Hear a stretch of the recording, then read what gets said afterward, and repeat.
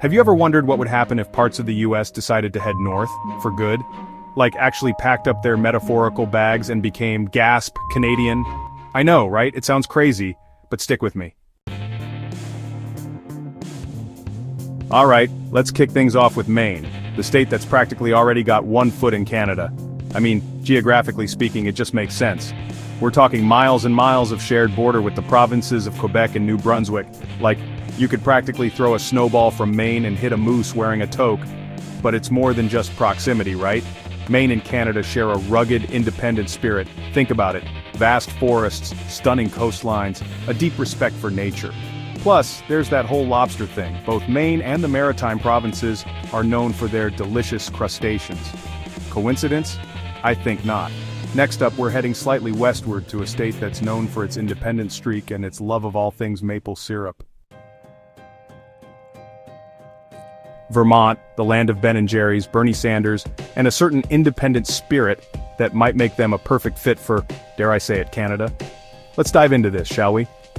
First off, Vermont is known for its progressive politics. I mean, this is the state that gave us Bernie Sanders, a man who wouldn't look out of place sipping maple syrup in the Canadian Parliament. And when you compare Vermont's values to Canada's, universal healthcare, environmental protection, social justice, well, let's just say they'd fit right in. Next up on our hypothetical road trip north, we're heading to New Hampshire, a state that's practically synonymous with the phrase, live free or die. And you know who else values freedom and independence? That's right, our friends up north.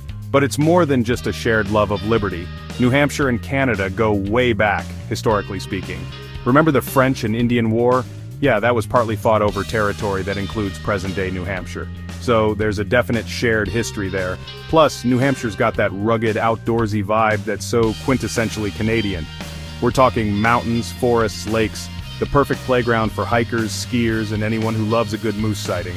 Speaking of moose, New Hampshire even has a town named after them, Berlin, New Hampshire, which, fun fact, is right on the border with Quebec. Coincidence? You decide.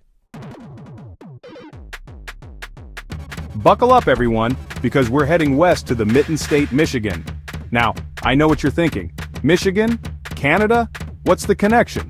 Well, hold on to your toques because we're about to dive into the fascinating world of economics and geography. First off, let's talk about location. Michigan shares the longest freshwater coastline in the world with Canada, thanks to the Great Lakes. We're talking about a whole lot of shared water, which means a whole lot of shared interests, like, keeping those lakes clean and full of fish. And speaking of shared interests, let's talk about the economy. Michigan and Canada are major trading partners, especially when it comes to the automotive industry. Hold on to your parkas, folks, because we're heading to the land of 10,000 lakes, a state that's practically built for Canadian living Minnesota. Now you might be thinking, John, they're practically Canadian already. And you know what? You're not wrong. First off, let's talk geography. Minnesota shares a border with Manitoba and Ontario, and let's be real, those borders are pretty much just suggestions, right? Plus, with all those lakes and forests, Minnesota's landscape is basically a Canadian postcard waiting to happen. Seriously, you could swap out a Minnesota cabin for a Canadian cottage and no one would know the difference. But it's more than just looks. Minnesotans are known for their love of the outdoors, their friendly demeanor. Those Minnesota nice jokes are only funny because they're true, and their ability to survive even the most brutal winters. Sound familiar? Yeah, that's pretty much the Canadian national character right there. And speaking of national character, let's talk about hockey. Alright, adventurers, we're heading further west to a state that's often overlooked, but maybe not for long. North Dakota. Now I know what you're thinking. North Dakota, what's so Canadian about that? Well, grab your toques and get ready to be surprised, because we're about to uncover some hidden connections. First off, let's talk about the obvious, the name. North Dakota literally has north in its name, which, let's be honest, is already a step in the right direction. Plus, they share a border with Manitoba and Saskatchewan, which means plenty of opportunities for cross-border shenanigans. But it's more than just geography. North Dakota and Canada share a certain down-to-earth, practical sensibility. These are folks who know how to work hard, appreciate a good deal, and aren't afraid of a little bit of snow. Get ready to breathe in that fresh mountain air, everyone, because we're heading to Big Sky Country, Montana.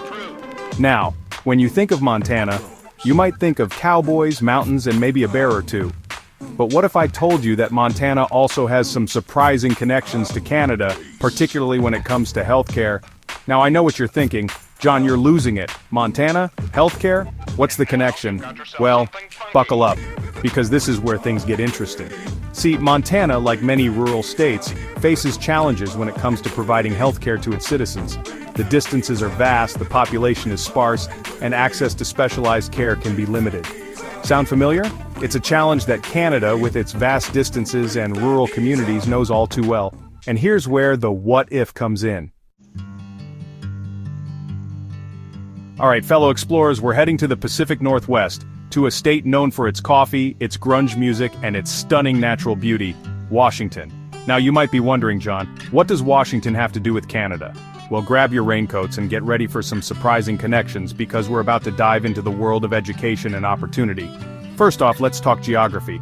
Washington shares a border with British Columbia.